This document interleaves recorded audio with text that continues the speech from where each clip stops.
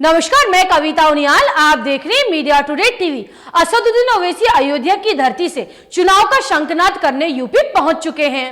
ओवैसी ने लखनऊ पहुंचकर press conference की और अखिलेश यादव पर जमकर बरसे। हालांकि ओवैसी समाजवादी पार्टी की कद्दावर नेता आजम खां के प्रति थोड़े नरम दिखाई दिए। ओवैसी के यूपी आगमन पर जहां योगी परेशान नजर आए, तो वहीं अयोध्या के संतों में भी बेचैनी दिखाई दी। ओवैसी ने यूपी पहुंचते ही मुस्लिम वोटों पर राजनीति करने वाली राजनीति पार्टियों को अड़े हाथों लिया। असदुद्दीन ओवैसी जब भी उत्तर प्रदेश आते हैं, यूपी का सियासी पारा चढ़ जाता है। एमआईएम के चीफ असदुद्दीन ओवैसी ने लखनऊ में एक प्रेस कॉन्फ्रेंस के दौरान कहा कि यूपी में राजनीतिक पार्टियों ने मुसलमानों से वोट तो लिया, लेकिन जब समय आया तो ये नेता कभी मुसलमानों के साथ खड़े नजर नहीं आए। ओवैसी ने कहा कि हम किसी के एजेंडे पर नहीं चलते हैं। उत्तर प्रदेश में मुसलमानों की हालत बदतर है। ओवैसी ने कहा कि हम किसी के गुलाम थोड़ी हैं। अब तक हमने सबको जिताया है, लेकिन अब यूपी का मुसलमान खुद लड़ेगा और जीतेगा भी। देश का संविधान हमें इसकी इजाजत देता है कि हम लड़ेंगे इलेक्शन। हम किसी के गुलाम नहीं है, जर खरीद गुलाम नहीं है कि उनको जिताएंगे। हम बहुत 60 साल से सबको जिता रहे, हम जीतेंगे इंशाल्लाह। उत्तर प्रदेश का मुसलमान जीतेगा। कब तक हम इनको खंडों में बिठाकर, कभी अपना बेटा बनाकर, कभी अपना भैया बनाकर, कभी अपना नेता बनाकर, कब तक इन लोगों को जिताते रहेंगे? हम क्या कोई खैदी हैं? अब हम वोट डालेंगे, हम जीतेंगे। संविधान में उनको इजाजत है। ओवैसी ने लखनऊ में चुनाव का शंखनाद फूंकते हुए ऐलान किया कि हमारा मकसद यूपी में भाजपा को हराना है। हम चुनाव लड़ेंगे भी और जीतेंगे भी। उन्होंने कहा कि ये जीत उत्तर प्रदेश के मुसलमानों की होगी। हमारा ऑब्जेक्टिव है कि उत्तर प्रदेश से बीजेपी को हराया जाए। हमारा कोशिश होगी इंशाअल्लाह ताला कि उत्तर प्रदेश से हम एमआईएम के विधायक बने। हमारी कोशिश होगी कि अतीक साहब और भाभी और जो भी उनके परिवार लड़ना चाहेगा वो विधायक बनकर जाकर उत्तर प्रदेश में जोर से नाइंसाफी आवाज उठाए।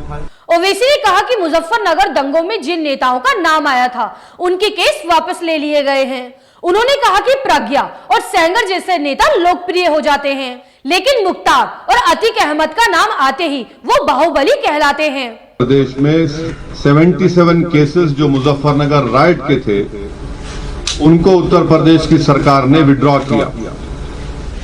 खुद मुख्यमंत्री योगी आदित्यनाथ ने अपने खिलाफ एक केस को विड्रॉ कर लिया और 2007 का जो गोरखपुर का केस उनके खिलाफ था, मुख्यमंत्री ने कहा कि इसकी प्रोसिक्यूशन की इजाजत नहीं देता।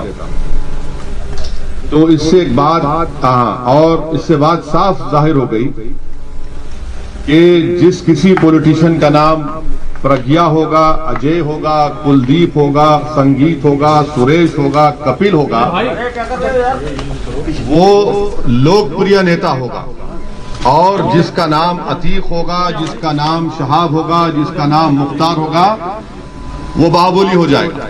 असदुद्दीन ओवैसी ने कॉन्फ्रेंस में अखिलेश यादव पर भी सवाल उठाए। उन्होंने कहा कि अगर अखिलेश अपनी सरकार के वक्त योगी पर केस चला देते तो योगी कुछ नहीं कर पाते। मुजफ्फरनगर का इतना बड़ा फसाद हुआ। मुख्यमंत्री जनाब अखिलेश यादव थे। अगर वो केस चला देते तो आज योगी सरकार मार्च में 77 केसेस को वापस नहीं लेती। उन्होंने कहा कि पार्टियां चाहती हैं कि देश का 19% मुसलमान उनकी गुलामी करता रहे, लेकिन हिस्सेदारी ना मांगे। कि 19% मुसलमान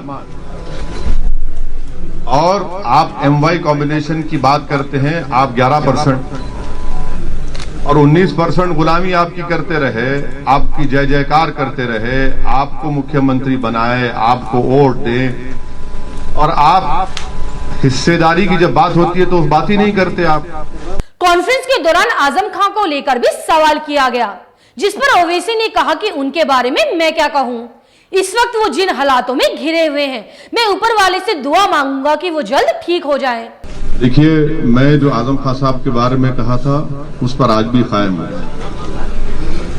अगर आज वो जिस उलझनों में है, परेशानियों में है, तो उस तरह के पॉलिटिकल जवाब मैं नहीं दे सकता। अगर मेरी नेक तमन्ना है, हमारी ऐन ख्वाहिश है कि अल्लाह सुब्हाना व तआला उनकी तमाम मुश्किलात में आसानी पैदा करे। असदुद्दीन ओवैसी के यूपी दौरे से योगी भी बेचैन नजर आए।